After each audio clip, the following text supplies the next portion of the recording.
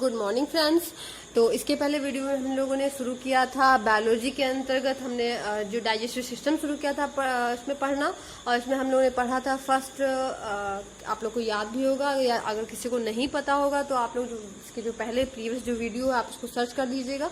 Playlist में आपको सारे वीडियोस के डिटेल मिल जाएंगे, सारे वीडियो आप लोग उसको स्टडी कर सकते हैं। तो हम लोगों ने इसके पहले पढ़ा था, हल्का सा बता देते हैं। हम लोगों ने टीथ के बारे में पढ़ा था, टीथ के टाइप्स क्या होते हैं, टीथ जो है किस में प्रेजेंट होते हैं, किस में एब्सेंट क्या होते हैं, इवर ग्रोइंग टीथ क्या होते हैं, ठीक है, या जो टीथ के फार्मूले होते हैं उसके बारे में हम लोग पढ़ा था। तो चलिए आज हम लोग सेकेंड पढ़ते हैं। इसमें जो इसका इम्पोर्टेंट है, जिसके बिना हम कोई स्वाद ही नहीं ले सकते हैं, तो हम उसकी बात कर रहे हैं, टंग की बात कर रहे हैं, यानी कि जीभ की बात कर रहे हैं, ठीक है। इसको हिंदी में क्या बोलते हैं, जीभ कहते हैं, जिससे हम लोग टेस्ट लेते हैं, स्वाद लेते हैं, ठीक है। तो चलिए इसके बारे में कुछ पढ़ते हैं, हम लोग शुरू करते हैं। ये कैसी मांसपेशियों का बना होता है, ऐच्छिक मांसपेशियों का बना होता है। अब ऐच्छिक मांसपेशियां क्या होती हैं, यानी कि एक देखिए मांसपेशियां दो प्रकार की होती है, एक ऐच्छिक होती है, सेकंड क्या होती है, अनैच्छिक होती है। सेकंड, अब थोड़ा सा इसको भी देख लीजिए आप, अनैच्छिक होती हैं। तो थोड़ा सा अब इसके बारे में ज्यादा नहीं, इसको हल्का से जानिए। ऐच्छिक क्या होती है, पहले तो इसमें दो चीजें बताएंगे। पहला तो ये जो हड्डियों से जो जुड़ी होती है, मतलब ऐसे जो ऑर्गन्स होते हैं जो हड्डियों से जुड़े होते हैं, या फिर ऐसे मांसपेशियां जो हड्डियों से जुड़ी होती हैं, वो ऐच्छिक में आती हैं। और जो हड्डियों से नहीं जुड़ी होती हैं, ठीक है, जो नहीं जुड़ी होती हैं वो क्या होती हैं, वो जो है अनैच्छिक के अंतर्गत आती हैं। यानी कि जैसे आहार नाल होता है, या फिर यकृत वगैरह, लीवर वगैरह होता है, ठीक है। और यहाँ पे जो हड्डियों से जुड़े होते हैं, जैसे कि हमारे जीभ हो गए, हाथ हो गए, पैर हो गए, वो ऐच्छिक होते हैं।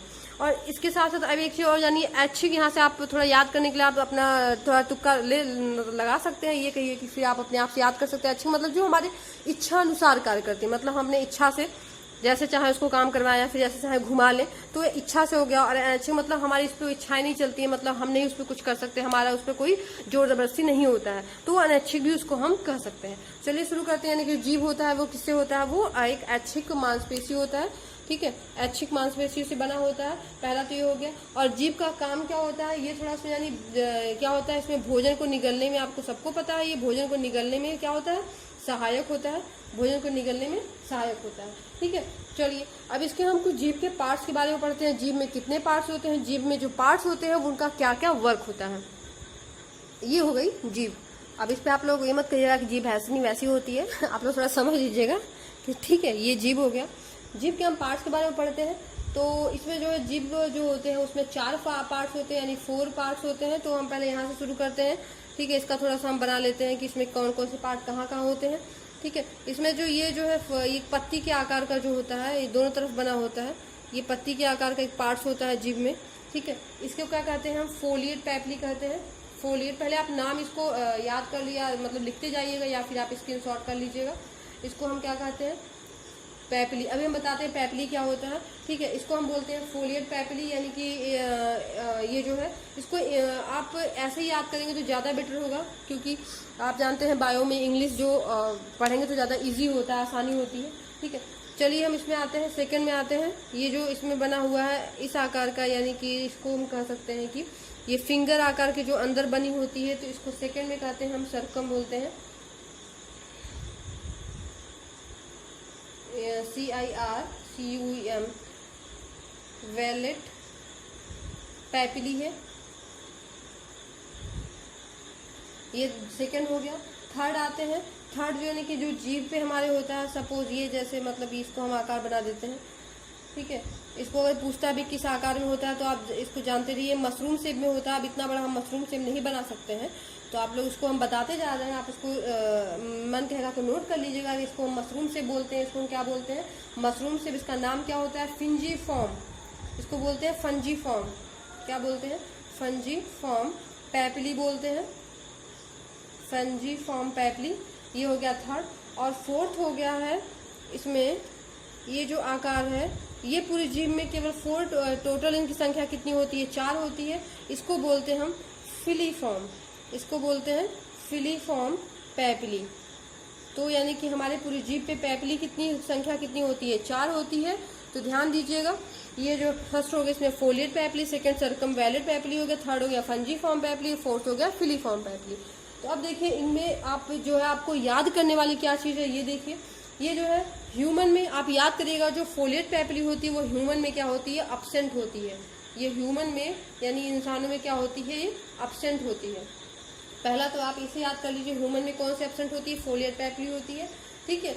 सबसे अधिक संख्या की बात की जाए तो जो फंजीफॉर्म पैपिली होती है, अगर इसकी संख्या की बात की जाए तो सबसे अधिक संख्या अगर पूछता है किन पैपिली की है तो सबसे अधिक संख्या जो है इसकी है। सबसे अधिक की बात करें तो सबसे अधिक संख्या फंजीफॉर्म की है, ठीक है। फिलीफॉर्म पैपिली है, इसकी टोटल संख्या कितनी होती है, इसमें टोटल संख्या 4 होती है। चलिए हम बताते हैं पैपिली क्या होता है। जैसे हमारी जीभ होती है, जीभ में जो ऐसे उभरा वाला भाग होता है, मतलब इसको हम अलग से बता दे रहे हैं, इतना बड़ा नहीं उभरा होता है, लेकिन जो थोड़ा थोड़ा आप देखे होंगे, ये जो उभरा भाग होता है इसको क्या हम बोलते हैं, पैपिली बोलते हैं। इसको क्या बोलते हैं, पैपिली बोलते हैं। ये जीभ में उभरा हुआ भाग होता है, ठीक है। और इस पैपिली में क्या होता है, ये टेस्ट बड होती हैं। टेस्ट बड मतलब जो हमें टेस्ट बताती हैं, जो बड कलिकाएं होती हैं, टेस्ट जो टेस्ट करने के लिए होती हैं, ये क्या होती हैं, ठीक है, ये टेस्ट बड होती हैं। ये पैपिली में पाए जाते हैं, मतलब प्रत्येक जो पैपिली होती है उसमें टेस्ट बड होती है। लेकिन ध्यान दीजिएगा, जो सभी पैपिली में ये टेस्ट बड नहीं पाई जाती है। और किस में नहीं पाई जाती है ये भी ध्यान दीजिए, जो फिलीफॉर्म होता है, जो फिलीफॉर्म पैपिली होता है इसमें टेस्ट बड नहीं पाया जाता है। तो ध्यान दीजिएगा, अगर कभी पूछता है कि किस पैपिली में कोई स्वाद नहीं पाया जाता है तो आप ध्यान दीजिएगा कि फिलीफॉर्म में कोई स्वाद नहीं होता है, क्योंकि इसकी जो पैपिली होती है उसमें टेस्ट बड क्या होता है, एब्सेंट होता है, टेस्ट बड नहीं पाया जाता है। तो ये इतना क्लियर हो गया, ठीक है।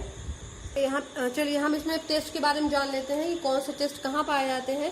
तो ये जो सबसे लास्ट वाला होता है, यहाँ पे हम क्या कहते हैं, बिटर टेस्ट पाया जाता है, ठीक है, बिटर होता है यहाँ पे टेस्ट। और यहाँ पे ये जो पार्ट होता है, ये पार्ट होता है दोनों तरफ जो होता है, यहाँ पे सौर होता है, नहीं जो खट्टा हमें पता चलता है, ठीक है, ये दोनों तरफ यही होगा, ठीक है।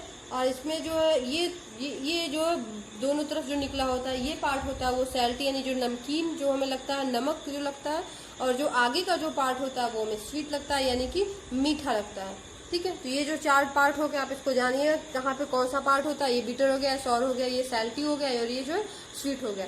ये दोनों तरफ आप इसको याद करिएगा, ठीक। चलिए हम लार ग्रंथियों के बारे में बात करते हैं। लार ग्रंथियां कितनी होती हैं, ये सबसे इम्पोर्टेंट टॉपिक है, सबसे इम्पोर्टेंट है। आप इसको जरूर याद रखिएगा, जरूर इसको पढ़िएगा, क्योंकि ये जो है अक्सर एग्जाम में पूछे जाते हैं, नॉर्मली भी पूछ लेते हैं। लार ग्रंथियों के बारे में कितने होते हैं, कौन सी कहाँ एंजाइम पाई जाती है, तो ये बहुत ही इंपॉर्टेंट टॉपिक है। आप इसको कभी मतलब स्किप करके मत पढ़िएगा या स्किप मत कर लीजिएगा, बहुत ही इंपॉर्टेंट है।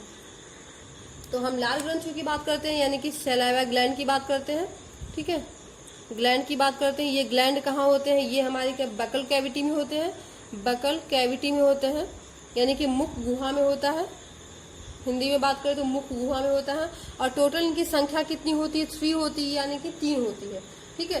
टोटल इनकी संख्या कितनी होती है, 3 होती है। तो पहले के बारे में हम बात करते हैं। फर्स्ट इसमें कौन सा है, इसमें पहला है पैरोटिड ग्रंथि है, यानी कि ग्लैंड है, पैरोटिड ग्लैंड है, ठीक है।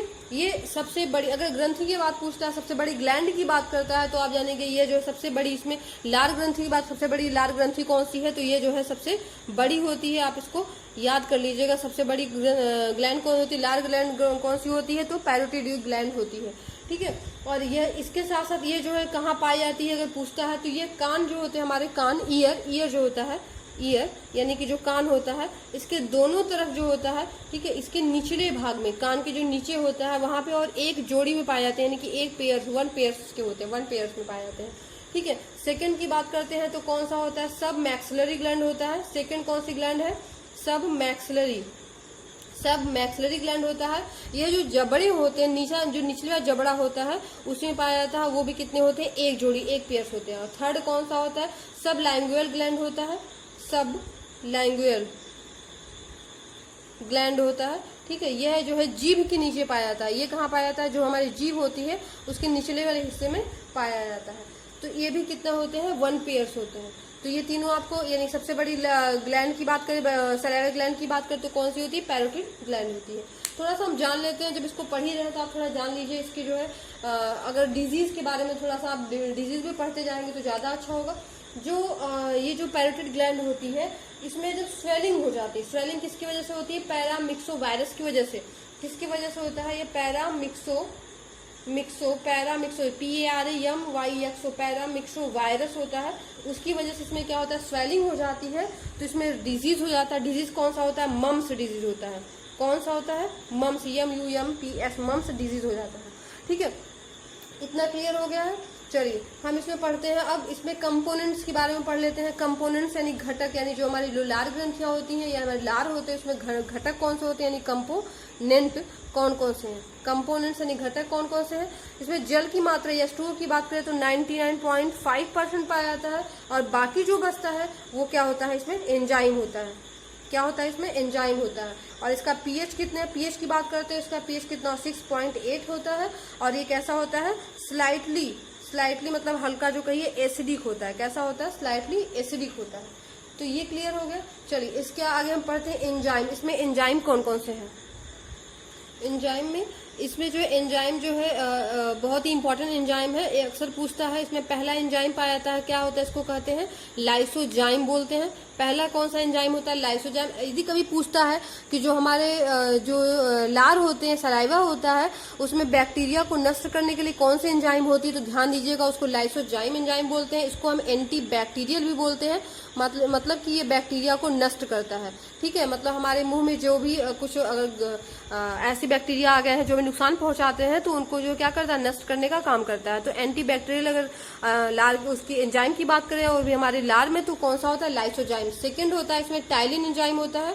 टाइलिन एंजाइम होता है इसमें, इसको टाइलिन पढ़ा जाता है, इसको ध्यान दीजिएगा। ठीक है, ये टाइलिन होता है, टाइलिन हिंदी में इसको बोलते हैं, टाइलिन बोलते हैं। यह कैसा एंजाइम है, यह जो है पाचक एंजाइम होता है, मतलब जो हमारे पाचन में सहायक होता है, पाचक एंजाइम होता है। और ये कैसा होता है, एंटी बैक्टीरियल एंजाइम होता है।